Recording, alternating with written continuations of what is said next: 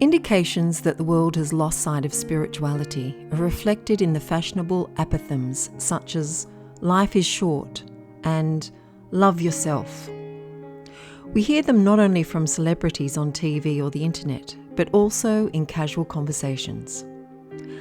They are sayings summarised thus: enjoy life to the hilt because it lasts only a few decades. Gone are those days when, as Christians, we valued suffering as a means of mortification for wrong done, as a means to make up for our own sins and even those of others, because the way of the cross is the narrow path to heaven. Thomas à Kempis has become a buffoon even among priests who, in their homilies, rarely talk about the value of suffering. This sad situation must have been one reason why our Lord Jesus Christ, in a message to Archbishop Ottavio Michelini, lamented those who do not see the value of suffering. Michelini was a mystic who, in the last 4 years of his life, had communicated with Jesus and the Blessed Mother, and compiled the messages he received from them in a book titled Confidences of Jesus to a Priest. In the book, Michelini quoted our Lord Jesus as having told him, "Not to want to suffer is a most grave evil of materialist society, of which, unfortunately, the clergy and religious men and women have been contaminated. In consequence, this society has smothered the true and authentic Christian life of faith, hope, and charity.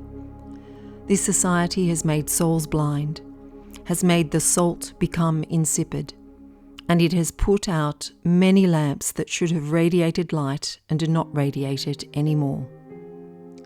Our Lord particularly addressed himself to priests of our times, saying, "Blessed is he who knows his magnificent and sublime vocation and priestly mission, and who with docility submits before the infinite love of God, who deigned to raise him up from the dunghill and from the dust of the earth, to lift him and to elevate him to the greatest and most sublime dignity that any creature could aspire to. Blessed is he who, conscious of having been made a vessel of election, makes an effort with me to follow me to Calvary in order to fuse his sufferings with those of the divine victim, in order to be afterwards 3 times holy with the victim, a liberator of such a great number of souls, freeing them from the yoke and tyranny of Satan. Blessed is that priest who does not accept pacts nor compromises with the enemies of God, with the enemies of the church, and with the enemies of his soul and his conscience. Blessed is that priest who rejects all collaboration with the obscure forces of hell, and who walks upon the path of perfection and of holiness, according to my precept, be ye holy. For if this precept of holiness is for everyone, it is clear and evident that it is thus in a very particular way for my ministers, for they should be holy and saints in order to sanctify the others. Then, what is to be said about formation imparted in seminaries of today? My son, what a frightful distortion in the name of progress and of a subversive evolution, that is in clear contrast to my examples and teachings. O pastors, who have yielded and who do yield passively to so much spiritual perversion, do not think that you will escape from your most grave responsibilities. Your sophisms are of no value to shut the eyes of God. Soon you will see with your own eyes, and soon you will pay out of your own pocket for all the evil that you have not known how to prevent, nor desired to prevent, and for all the good that you have not realized." Our Lord Jesus also commanded Michelini to write further as follows: "An evil priest is equivalent to a demon that carries souls to perdition, deicide, and homicide.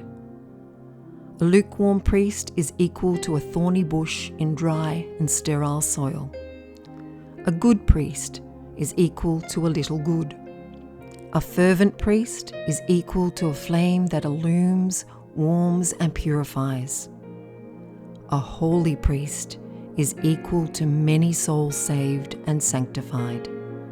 Son, many priests exert themselves and make efforts and build materially. If all these energies were only destined to the building of my kingdom in souls, how much good.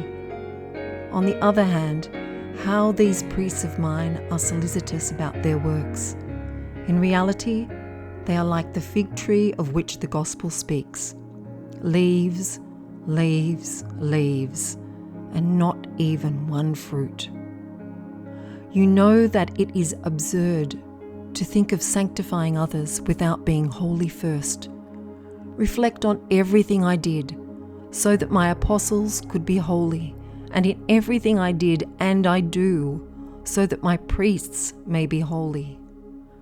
Just a little true faith would suffice to avoid the terrible consequences of the sterile dryness of a priestly soul.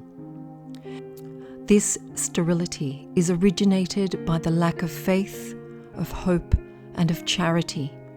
That is to say, by the lack of divine life. End of quote.